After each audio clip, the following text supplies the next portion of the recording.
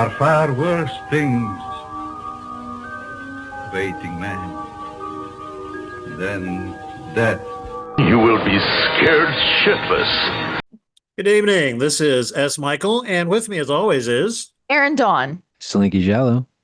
and we are the Scared Shitless Podcast. And very creepy subject matter tonight. Erin Dawn, you chose the film for this week, and why did you choose this movie? And when was the first time that you saw it? I chose this movie because it is essentially about a group of people that take advantage of newly sober people or addicts, and being somebody who's in recovery and has been in recovery for about 18 years, I can honestly say that there are a lot of people that do things like this. Now, not to this extreme. This is obviously taking it into cult territory. But I have seen a lot of addicts and alcoholics get taken advantage of in different ways. So to me, as an addict, it is really terrifying, and when I think about just being newly sober and all that and how that was and how scary that was and how susceptible I was, this is a true horror film for myself. I watched this for the first time with Slink. Yeah. No, because we love cult stuff. When did we watch this? We watched this like 6 months ago. It's at six. Yes. First time for both of us. Yeah. No, it was first time for both of us 6 months ago. And it kind of goes in and out of Tubi. Like it's on Tubi and then they get rid of it and then it comes back and then they get rid of it again.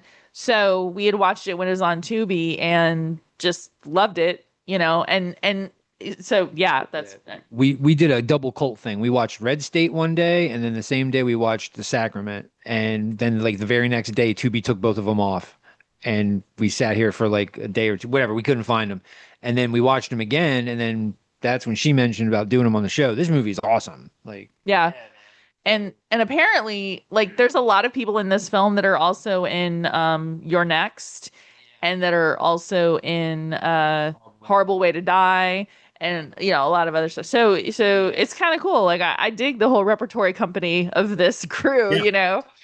The Ty West, Adam Wingard, Eli group. Roth. Yeah, crew. And then I'm guessing you had seen this movie once, and then this was the second time you watched it? Yes. So I saw this when it was first on streaming. I don't know that it got a theatrical release. I don't think it did. I don't think so. I think this was a straight to DVD. Yeah, and because of the names attached to it, it was mainly Eli Roth and Ty West. I should have seen this when it dropped, but I never did. I never paid any mind to it. So it slipped through the cracks for you. I was in the habit of watching a horror movie with my buddy, a close neighbor and close friend of many years. That was our tradition, was to watch a horror movie together every week. He would ask me, what scary movie should we watch this week? And we would watch whatever. But oftentimes we would just flip through Netflix. I believe this was Netflix originally. And just pick something that had just come out and we would check it out. And this was among those. And it was a really interesting watch for me because he was not, for whatever, and he's not that much younger than me. He's like 5 or 6 years younger than me. For whatever reason, he was not that familiar with Jonestown and Jim Jones and the Guyana tragedy. And so for him, it was very immersive and intense, and he loved it. Okay. And for me, now, when I watched it with him in 2014, I didn't watch the movie from like, I'm going to watch this movie and enjoy it. And I also didn't really watch it from a critical perspective either. I watched it with my friend. And so I was the guy who would chime in every now and then and tell him, oh, well, this is kind of based on, what happened in Jonestown, and, and this is the Jim Jones character, and this is that character. And so that was the kind of experience that I had when I first watched it. And I remember enjoying that experience. I had a very different experience this time, and I will say that I have very mixed feelings about this movie. But we'll get into all that. So, it's your pick. Let's dive in. So it starts off in the Vice office, which I thought was very funny. We had just watched a documentary about the history of Vice on Tubi, And nothing made me hate males more than watching this documentary. In fact, this documentary was so polarizing that I think we shut it off after 45 minutes. I had no idea. I forget the guy's name. It's him and Shane Smith. I had no idea the amount of fuckery that those guys used to do when they used to run Vice. I had no idea where Vice came from. But back when this movie came out, I used to subscribe to Vice on YouTube because they used to do interesting stories. They used to do like pharmacology stories. They used to go all over the world, and so as as like a 34-year-old divorced guy, I was like, yeah. So then we were watching something else, and then I said to Aaron, I said, oh, here, I found this thing on Vice, and we watched it, and we were like, oh my God, turn this off because we're gonna start throwing the remote at the TV because they were just disgusting people. And then we saw the thing on what happened to Vice itself, how it just imploded, and now they're not worth a fuck. And it was interesting watching that bookcased by this movie, watching it before and then watching it again. So it's like super interesting that all happened while we discovered this movie. So it's very surprising and interesting to me that Vice was a real thing or is a real thing. I'd never heard of them myself. I'd never even heard of them. And so what's even more interesting to me is why they would use a real world modern pseudo news organization or quasi news organization rather in this movie, but then completely fictionalize actual Jonestown. That is weird to me. So we'll get into that too. But so yes, Vice at the beginning. Yeah, so Vice, yeah, so it is, but I don't think they're fictionalizing Jonestown at all. I mean, the movie takes place in modern day. So if they were fictionalizing Jonestown, they would essentially say like it's 1970 and but they don't. And I think probably what makes this scarier to me is the modernization of it. Is that, back then, yes, it was obviously very seductive to go and start your own community and down with racism and we mix and all that kind of stuff. But it's a lot more, in my opinion, seductive nowadays because there's so many people, myself included, who despise social media, who despise any kind of technology. Like my podcasting partner was talking about it. She's like, I just want to get a fucking flip phone, man. I want to get a fucking flip phone and a landline, and I want to get off the internet.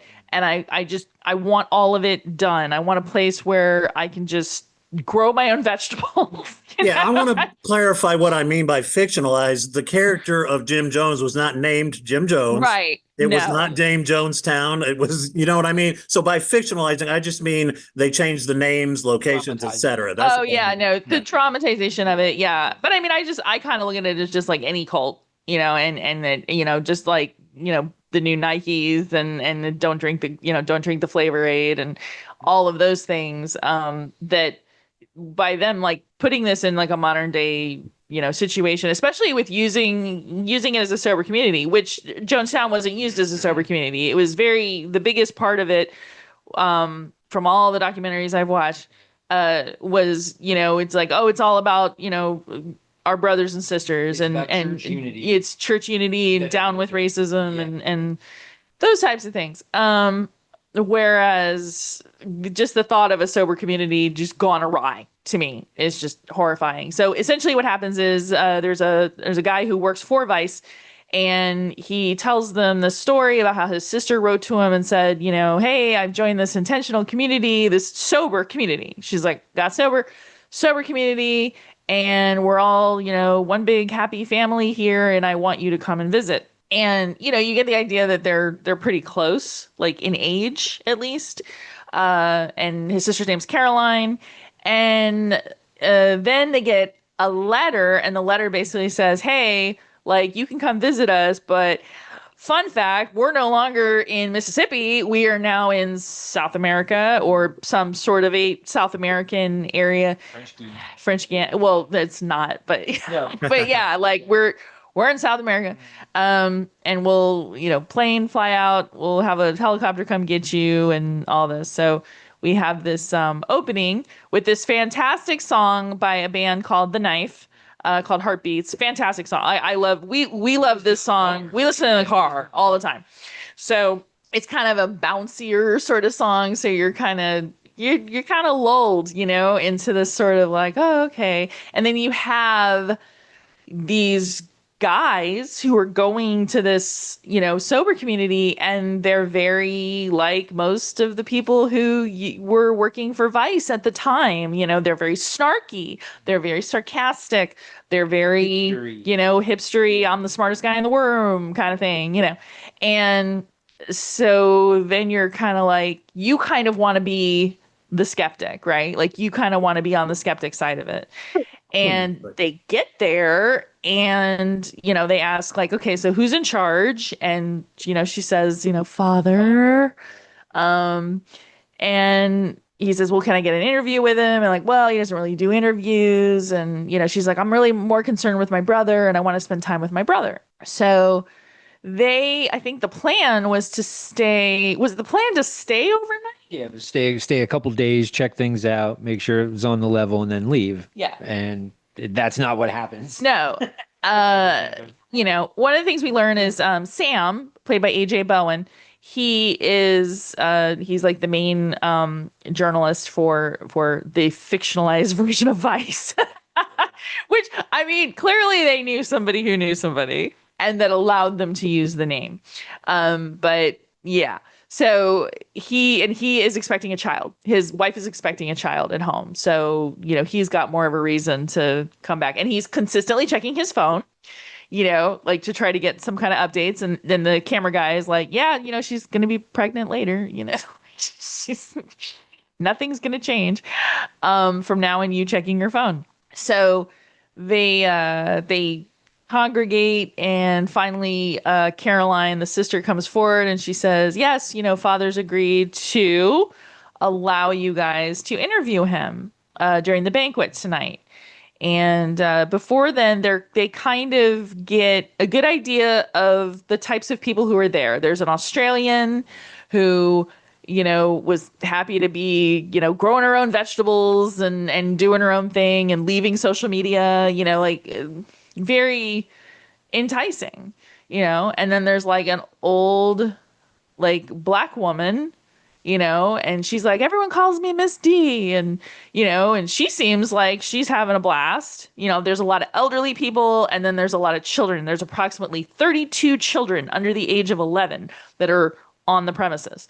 So they're kind of getting an idea. They're like, okay, well, there's parents here. There's, and there's one scene where Sam is telling about, he's like, this is for everybody, right? Like, if you want to grow your own vegetables, this is here. If you want to, take a break from social media, this is here. Like, if you want to stay sober, this is here. He's like, they've got something for everybody.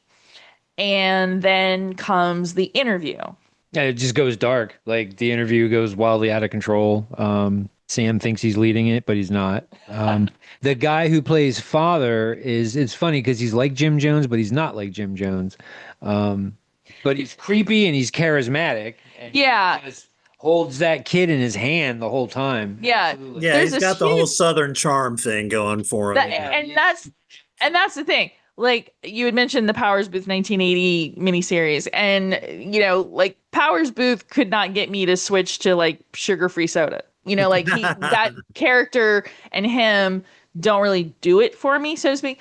But like an old Southern man to a newly sober person, that's a grandfatherly, comfort. And so I can see why that, is a very like he's our gentle giant, you know what I mean? Like he very much has like the old school John Goodman build.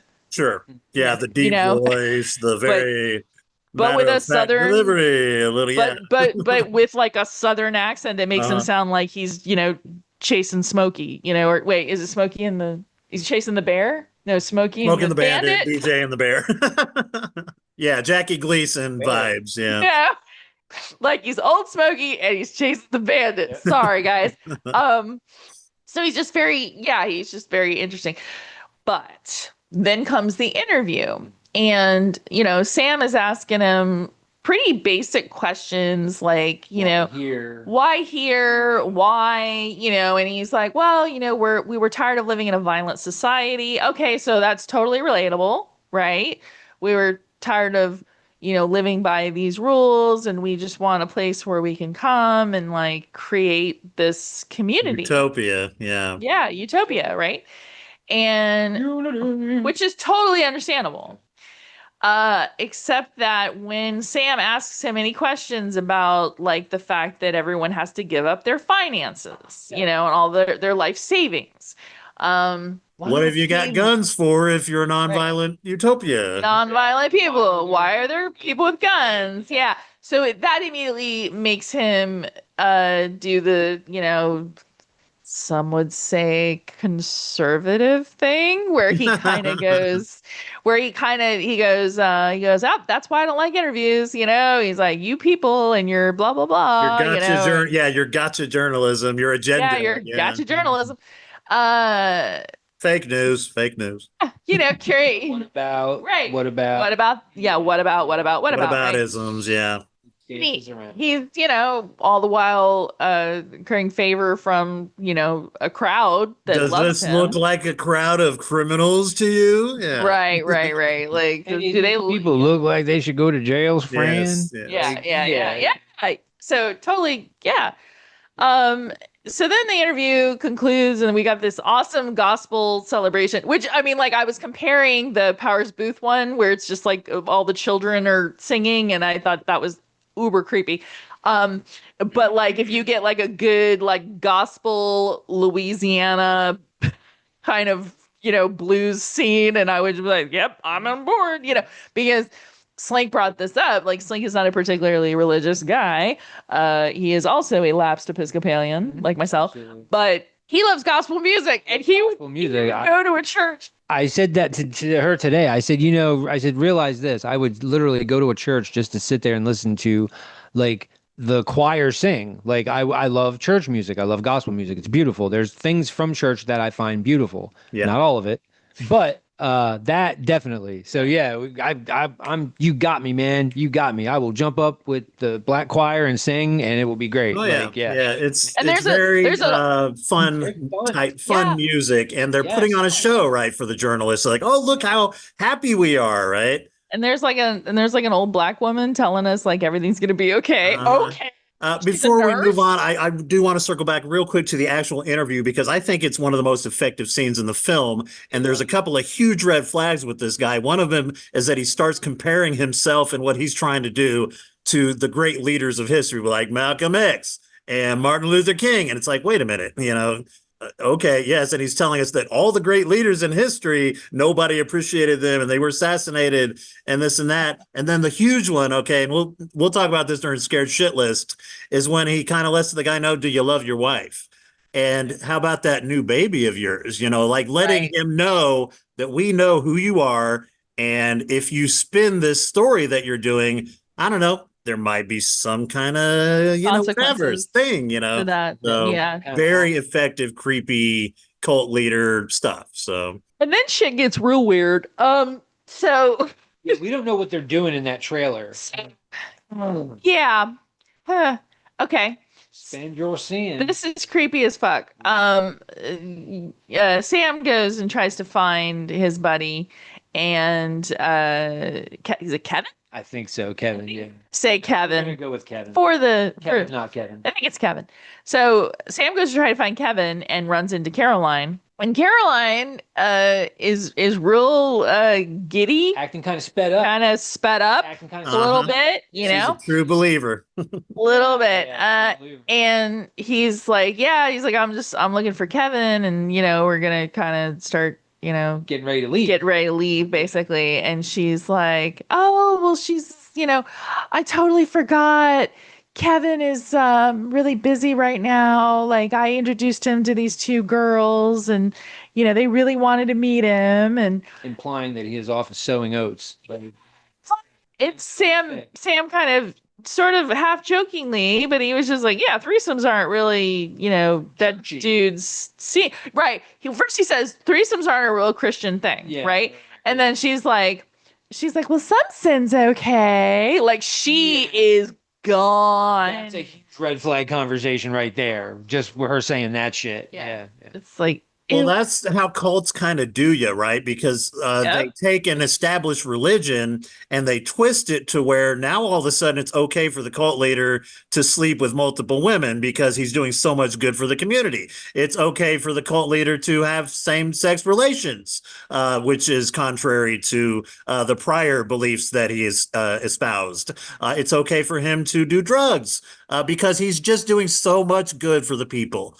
That's why this movie, I think Aaron and I like it so much because literally since her and I have been together, we've watched so many documentaries just on cults. We've watched a bunch on Jonestown itself. Did you see that video I sent you this morning in Yes. the WhatsApp? Did you listen to that? That video is crazy. Yeah. Set up in Jonestown. So like we're fascinated by this type of thing where because it baffles us that baffles me. Some people are so vacant inside that they could just fall for this stuff. So it's just fascinating to me that this is a thing. But by the same token, Yeah. I completely understand it. There's more chance of me joining, Mississippi burning cult, than there is of maybe that was not the right choice of words. This Mississippi cult / South America. There's more chance of me joining that than there would of me joining Nexium, for instance. Sure.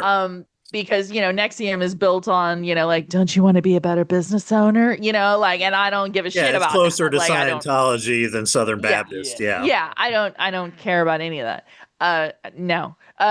But keep me sober, teach me how to make my own vegetables and foods and take away my social media. Yes, please. So when she's telling him like, yeah, he's off frolicking with these two chicks, it's like, ugh, shit just got a little iffy. And then father comes out of the cabin and he's like, Caroline, I'm going to need you to assist me. And then you're like, oh man, like that's not what granddaddy does. So that's gross. And yeah, so at that point, Sam's like, yeah, we gotta like this is not good. And then he had originally approached like a little girl and her mom, and he kind of been like, hey, like, you want to talk about living here, blah blah blah. And she was like, no. She goes, we're not allowed to talk to outside people. And you don't want to talk to me. Like she was very, So then at night, for some reason, she changed her tune and she came to him and she was like, just get out of here. Take my daughter with you. Like I don't necessarily have to go, but just get her out of here. And so Sam kind of makes it his mission, that he has to save people. We also have this black teenager and I believe it's his brother. It's him and his brother. And they're super excited to be included, to have been accepted and included into this world and to feel important. Are we talking about the interview when like playing basketball and they have the basketball hip-hop music playing? Absolutely. Yeah. Mm-hmm. So Sam kind of probably because he's going to be a father and he's feeling this like sense of obligation, like he wants to do right, and he should because he's working for Vice and that's pretty much the only help he's going to give the rest of the world. So he then decides he's going to round up everybody and not Kevin. Is it Kevin? Can someone look it up? I really feel bad. It's Kevin. No, it's Kevin. And the guy who plays him, I loved him in VHS. He plays the unwitting partner of the woman who ends up stabbing him in the neck so that she can run off with her lesbian lover. And it's funny because the blonde from this movie, the camera guy, is in that segment too, or he's in VHS too. Yeah. So all these, it's like you were saying earlier. Yeah, we're going to get to that. Small world of horror. Yeah. Yeah, because you're next. There's a whole bunch of movies. So, but it's actually like an incestuous group of filmmaker actors that I would like to follow. None of them they're are doing problematic. Big stuff. Yeah. None of them are taking pictures of people's feet or, Right. shoving Uma Thurman into a car. Like nobody, you know what I mean? Another before they're on set. Yeah. Like, yeah, and it's funny because like I ended up following these guys and not even realized it. Like Adam Wingard with You're Next, and then a bunch of the same people from You're Next are in We Are Still Here. Uh-huh. The Larry, Yep, like, which so we it's just just it's did on our show. Yeah. yeah, so it's crazy the amount of the all the dots you can connect with these people. So And me personally, having not seen Your Next No, or I told you. or this movie or Now tell me you've seen VHS. Come on. well, VHS, but I hadn't seen that since till Slink and I got together. I hadn't seen any of that stuff. I was Very scary found footage film. I love it. I was very much the horror asshole of like, horror stopped in 1989 and I don't want to know anything after that. Like I was that person, right? Yes, And then but we broke the mold several weeks ago when Yes, we did very Creep, much, and but- now we've been doing a bunch of modern Yeah. stuff, so I love But it. then when I got with Slink introduced me to quite a bit of modern horror, quite a bit of foreign horror. We really got into Italian. So Yeah, he has a way of expanding your horizons. indeed. So yes, they decide they're gonna try and get out, and then so do they sleep? Barely. They try to sleep for a couple of hours, but they can't. And then when they wake up in the morning, they're gonna leave, but then there is like an intercom message because father speaks to people on an intercom, and he basically says like, these people are interlopers. They're here to destroy you. They're here to destroy your community and what you've created. So the only solution is for you to kill yourself. However, we're not going to put it that way. He's just Don't let him win. Take control. Yes, a revolutionary act of suicide. Yeah. Take control of it, and then so yeah, you see the whole mixing of the the juice, and yeah, you see quite a bit of people taking syringes of liquid and sticking in babies' mouths. Definitely kind of off camera, so to speak. Yeah. But the true believer girl doing her brother in, right? Oh, that is one of the most horrifying scenes. Yes. So there's all this shit going down, and father's talking about like, yep, just do it. Just do it. Oh, it's gonna be over in a minute, So yes, there's this mass suicide going on, and Caroline runs into a cabin where her brother is. She has subdued him. He's tied up. And she stabs him with something, like, I don't know if she stabs him or if she pushes it into his mouth. I don't remember, but no, it's in his shoulder. And that scene is that, like, not to get to the scared shitless, but that is my horrifying scene.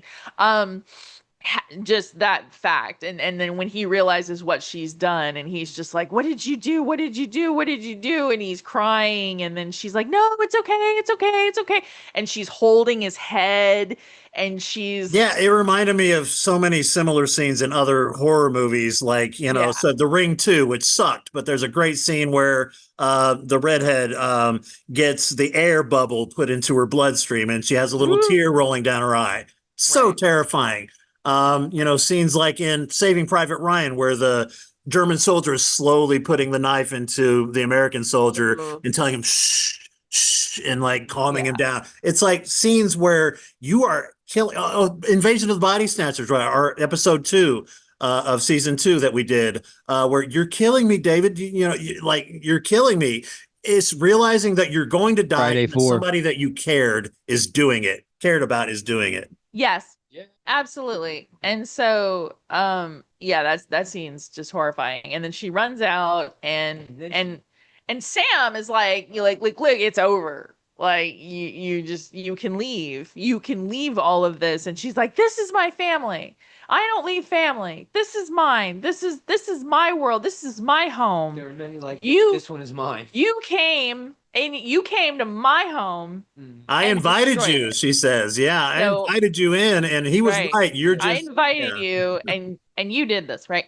So then she sets herself on she sets herself on fire. Yeah. So bye Caroline.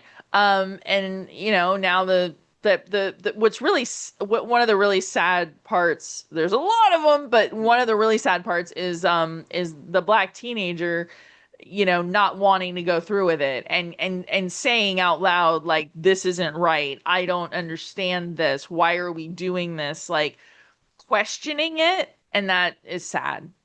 That's very sad. And then him saying, like, I lost my brother. My brother's dead, and just that kind of losing that. And then, there's a scene where the mother and the little girl who were trying to escape, she takes her into a cabin and slits, because that's definitely more humane than cyanide in the Kool-Aid, I guess. So, and A then kosher death. I mean, there you I can don't make an know. argue. You can I make an didn't. argument that bleeding out quickly from And your throat being slashed is yeah, more humane. then we're just gonna open up your jugular. Yeah. Then to make sure, just to make sure, the double tap, the armed gunmen are literally walking around killing people that are still alive that the poison didn't kill. They just smoke checking everybody, So the father Which had is it very set up. close to Nobody what walks actually out happened. again. Yeah.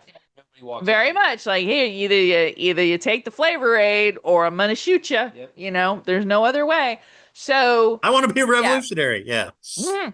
So at this point, Kevin's dead. The cameraman is still alive. Sam is still alive, and they're in the cabin with Father, and Father has a gun, and they think, like, oh, he's gonna use the gun on he's us. doing drugs. And he's doing trails or something off a tray. So he's geeked the fuck out. It's already like, Yeah. Yeah, and the Right. irony of that, right? I mean, he's taken Yeah. this community and helped them gain their sobriety, Yeah. but he's been doing drugs all along because Meanwhile, clearly Jim Jones and it's there. It's that's when they talk about Unfortunate. earlier when he was quote unquote sick and not feeling well. It's because Right. he was That's what I coming off of said to you. drugs. Yeah. I said, "Oh, father's dope sick." Yep. Yeah, he's dope sick. Yeah. And it's unfortunate that in real life, in reality, like, I've been sober for like 18 years, and during that time I have seen addicts and alcoholics get taken advantage of by people who own sober houses, who are going to be their sponsor, but they're also going to sleep with their boyfriend, just weird stuff like that. And I've seen people use addicts as free labor, The corruption in human services is mind blowing. Yeah. disgusting. Oh my God. So, because it's that old, if you take a drunk horse thief, take away his alcohol, he's still a horse thief, right? So, yeah, you've got this intentional community full of incredibly, incredibly fragile people, who this is their quote new way of life, right? You're not using anymore, but now you're an indentured servant, essentially. So, having seen a lot of that and people taking advantage of people in recovery and stuff like that. So it definitely, it was almost like, well, the next step is absolutely someone starting an intentional sober community to feed their ego and their sex addiction, and for shit just to go south, just to completely go south. So, and that's exactly what happens in this movie, because then Father just hauls off and shoots himself in the face. So It's wild. It's wild. Yeah, Which is it's also wild. again pretty close to how it went down with Jones. Close. Very He ended close. up, instead of taking the Kool-Aid himself, or the flavor aid rather, decided to take himself out quickly because, contrary to popular belief, cyanide poisoning is not instant. No, These people it suffered is and very frothed at the horrible mouth way to and die. convulsed. So he saw Foam what at was the happening mouth. around him and said, "Screw that! I'll just bang." Yeah. So, yeah, just shoot myself in the head. That's fine. So at this point, Sam and cameraman, they managed to get away on the helicopter, and that's all she wrote. And we We get the little post-credit scene and everything. Yeah, I this was one of those movies that like we had seen, we have seen every 7-part Hulu documentary On about, Jonestown. Yeah. Jonestown after Jonestown. I showed you that band, The Cult, the Yes. video that I sent you this morning. I showed Yes. that to her, and literally our same wacky brain was like Jonestown. Yeah. And we like watched all this cult stuff. Yeah. So it's Yeah. love it. So yes, So it's a that first of all, that was awesome, Erin Dawn. You picked a hell of a movie and you went through it chronologically, like bang, bang, bang, bang. So yes, all from congratulations to the memory, show which for Erin I don't have a note. Dawn's rundown Why I love her. of The Sacrament 2014. Yes. So I want to slide right into the scared shit list. You will be scared shitless. And Erin, please lead us with what was scary about this movie to you. And for anybody who doesn't know, the scared shit list is the time on the show where we talk about what was actually scary about the movie. So besides the overall theme of a group of like egocentric, money-hungry people taking advantage of addicts, the scene where she kills her brother, Yeah, is just utter horrifying to me, very scary. My brother got me into recovery. So if my brother had gotten me into recovery and was like, I'm living in a sober environment, and I would be like, oh my God, I gotta go see Tommy. Like, I gotta go visit him, And I got there and shit was wacky, right? I don't know how I would be able to get out of that. I mean, it would be really upsetting and scary and weird and uncomfortable and all of the things. Not to mention, I don't really have any survival skills. Like, I'm not right. really. Yeah, I'm like, fucked I'm in the not. zombie apocalypse. No. Forget Zombie about apocalypse, absolutely. Can I interest you in a sarcastic comment, Right. or perhaps? I'll write a sonnet for you if you need that. Right. Could I just quote episodes of Friends to keep the morale up? That's it, man. I don't cook for like mass groups of people. I have shitty upper body strength. I don't know how to shoot a She doesn't gun. know how to build a fire. I don't know how to So build a fire. Dude, no, Yeah, I don't the know how to tribe build a has fire. spoken, Erin Dawn. You're fucked. I know. Yeah, I am off. Yeah, exactly. That is. Pack your knives and go. But yes, no, the scariest scene is absolutely where she turns on her brother, Yeah. and she kills him, and I love that scene because that scene doesn't have any music in it, and the music in this movie is very good. They, for some reason, Ty West does a really good job with like choosing different pieces of music that evoke certain emotions. Greg Kinvan's in the other movie. Yeah. It's very good. But that's the one moment that's like the Texas Chainsaw Massacre moment, where it's just there's nothing, there's no music. It's just this guy trying to figure out why his sister did this to him and just crying. And to me, that's utterly scary and horrifying to me. So that's mine. Aside from aside from the movie itself, that's terrifying. It's when they get to Eden Parish, and there are gentlemen with assault rifles. That's it. I don't need to see anything else. I don't need to hear a fucking sermon. I don't need to know.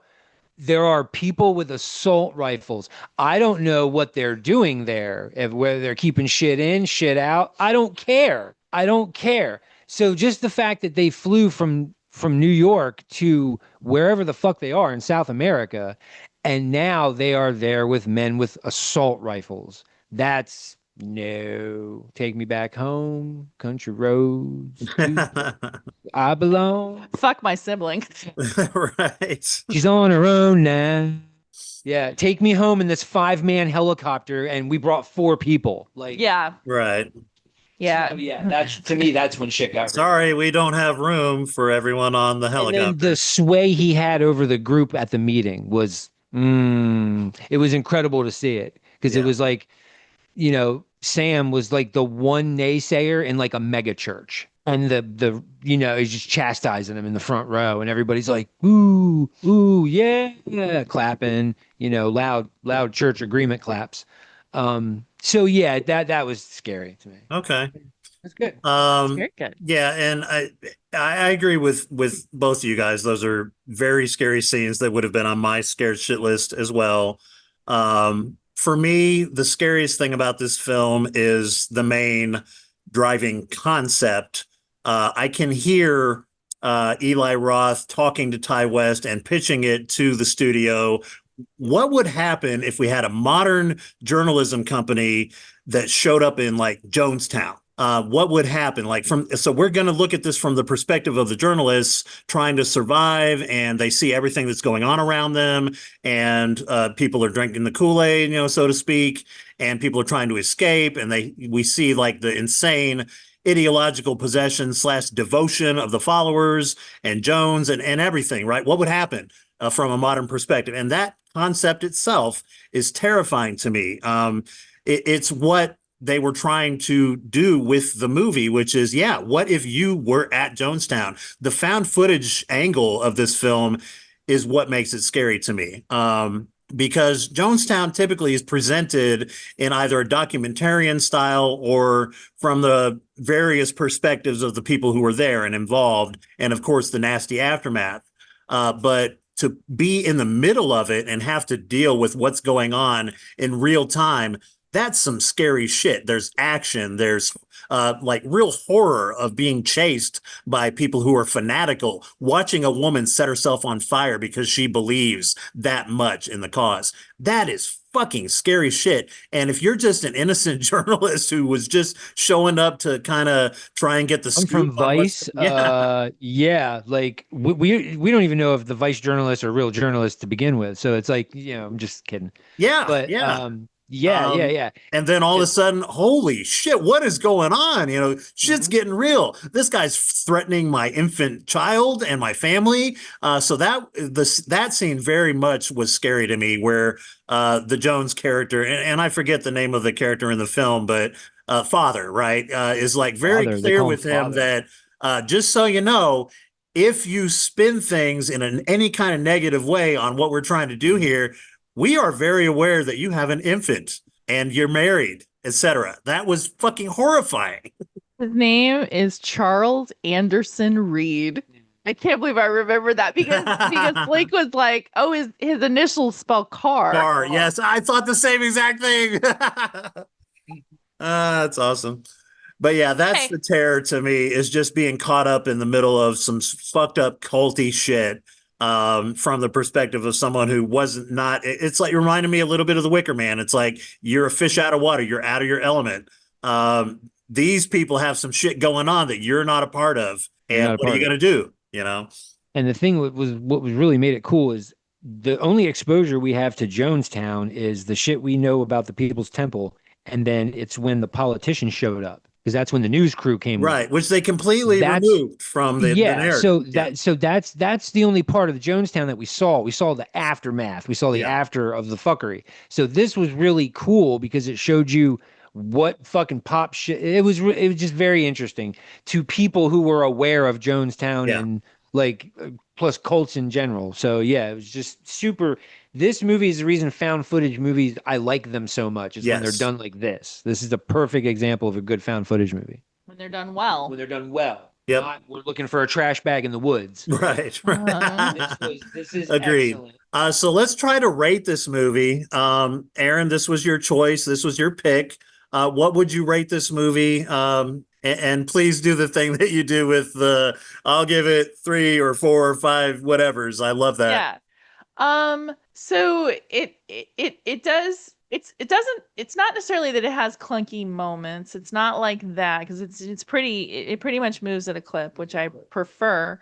However, this is not the rewatch factor on this, because it is very upsetting, is very low. This is more of a like, it's every 6 or 7 months we'll kind of pop this one in and like, oh, Tubi's got it back again, I like the fact that there was a survivor. I like the fact that Sam, because having pled for his life, when he notices that father has a gun, he's like, I have a child on the way, I have a wife, please, please, please, please. And then, father just turns a gun on him. He's like, I'm gonna shoot myself. So I'm on cocaine. I'm on. Sorry. So anyway, um, so because of the rewatch factor being so low, I give it 4 out of 5 uncomfortable threesomes. Hey, there you go. See, that's There, good.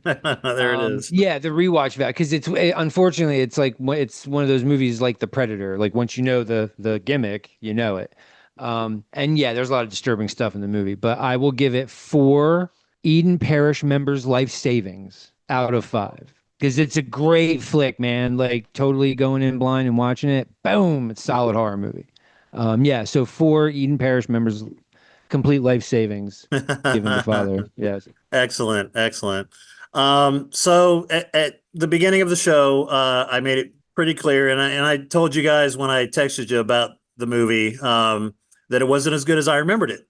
And then at the beginning of the show, I said I have mixed feelings about it, and there's many reasons for that. I would say that as someone who grew up very close, and I'm a little bit older than you guys, and I did watch this with Christine, okay? And as someone who grew up very close to the actual events, I was 3 years old when it happened. I was 5 when the TV movie came out.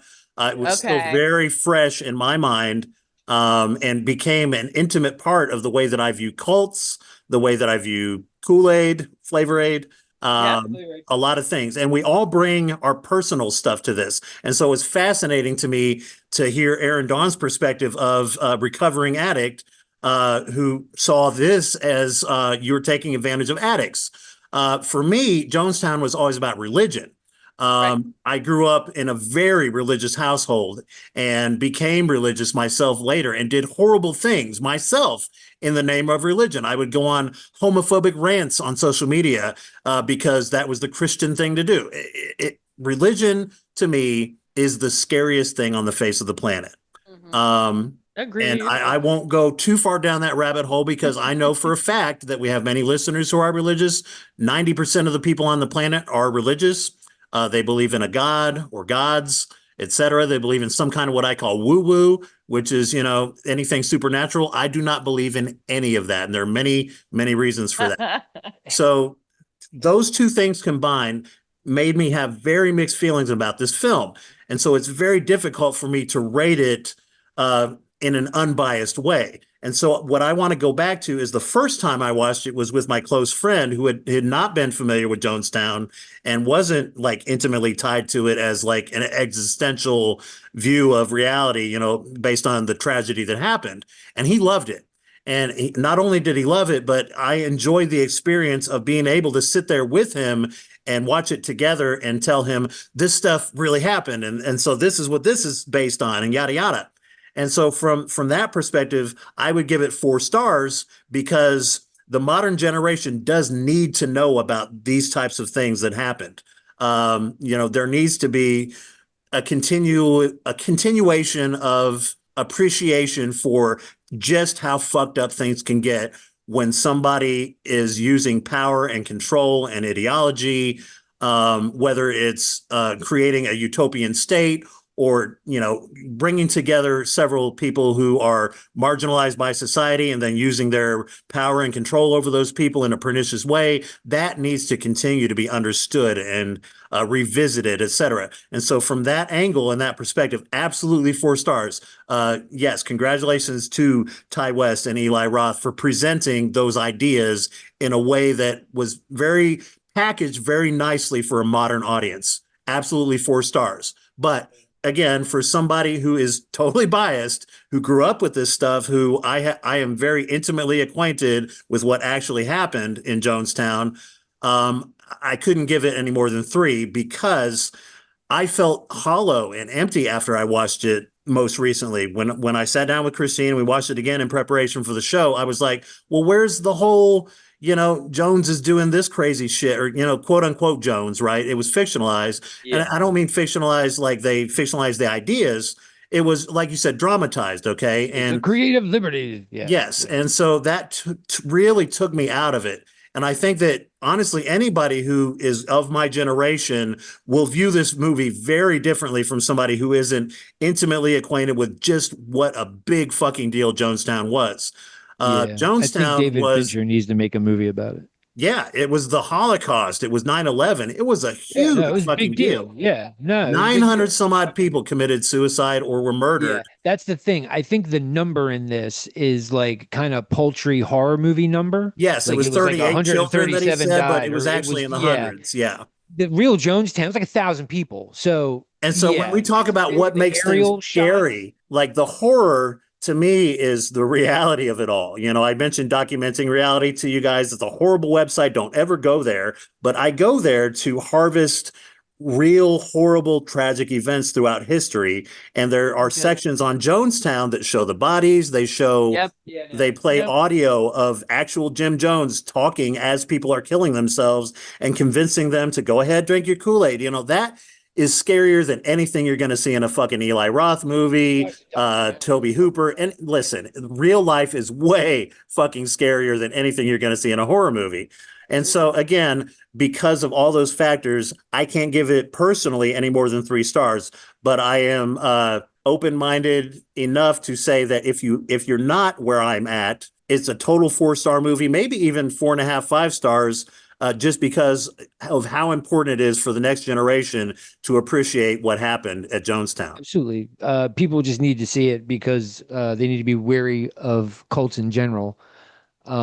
Yeah, like because I come from a Episcopalian upbringing, so like my grandparents kept me in church steady for like 8 years, man. There every Sunday, I was an altar boy, the whole fucking nine. And yeah, so I grew up with that shit. So I am fascinated by the brainwashing that happens Yes. from any sect. It doesn't matter what that is. You could believe spaghetti monster. I don't care. It's like, oh, what makes you I love believe the that? That's spaghetti fascinating to me. monster. Yeah, yeah. So it's like any of this stuff. I always, and her and I are fascinated by cults and stuff. Just the power of belief, man. That's why The Yes. Wicker Man's my favorite horror movie. So absolutely, absolutely. Solid. Yeah, I'm a huge fan of the modern People do the atheists shit to like people. Richard Dawkins and Sam Harris and all those guys that went out and debated these Christian apologists and wiped the floor with them by pointing out all of Yeah. the hypocrisy in the Bible and people like Mother Teresa, who we all look up to, and God bless her for the things she did, and yet unintentionally caused AIDS to spread around Africa because of the anti-contraception laws, things of that nature. And Good so times. yeah. So to me, religion, again, this movie didn't really focus on the religious aspect of it. Very little, right? But anytime that dogmatic thought takes over, and whether it's religion or politics or socioeconomics, anytime that dogma, where you choose to believe in shit on bad evidence and follow those things, takes over your life, it's going to result in horrific consequences. And again, this movie did an excellent job of showing that. So yeah, I'm so glad you picked this one, Erin. And Slinky, you brought it up several weeks ago. So it's been fresh on my mind, and I'm really glad that we did this one. Absolutely. It's a great movie. Yay. And for people who like this movie, I recommend Red State. So what are we going to do next? Slink, I It's believe your turn is next. With the Dawn of the Dead, or you want to do 7? no, it's your pick. Well, what do you? Well, yours so is I had 7. been pushing you last week to maybe pick a Romero film, because I'm a selfish asshole. I'm like, this is my show. Do what I want.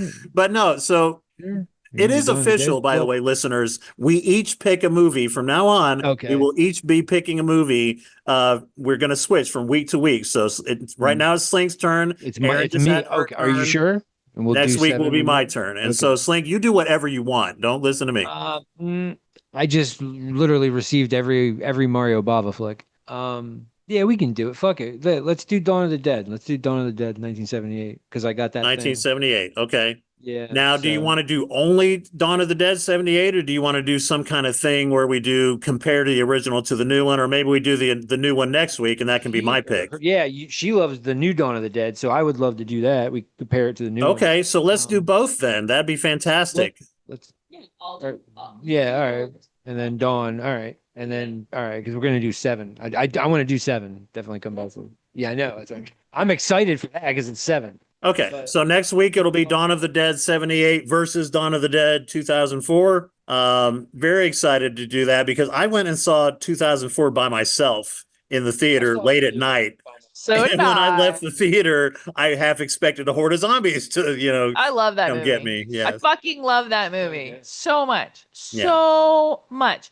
So, but it's going to be interesting just to see. I love watching horror films through Slink's eyes, so it's going to be interesting watching this through his eyes. Like Yeah, I have not heard Slink's perspective on the remake, so yeah, I'm very excited Remake. about Yeah, that as no, we well. saw it in the theater. So, or I saw it in the theater. Yeah. So absolutely. I love it, Um, man. Yeah, the main thing I'm Yeah, we excited watched about it a is that couple I know times. that you So know Dawn of the Dead 78 better than anybody that I know, including myself, and I love the shit out of it. So, yeah, I literally just watched it the other day. So all yeah. right. Well, that's Yeah. listen, All next right. week, don't miss it, people. This is going to be a pivotal Yeah, pinnacle Battle show. of the Yeah. Dawns. That's funny, man. You know. All So, right. but that's Well, awesome. I I'm love you excited. guys. Erin, Yeah. thank you again for picking the Sacrament.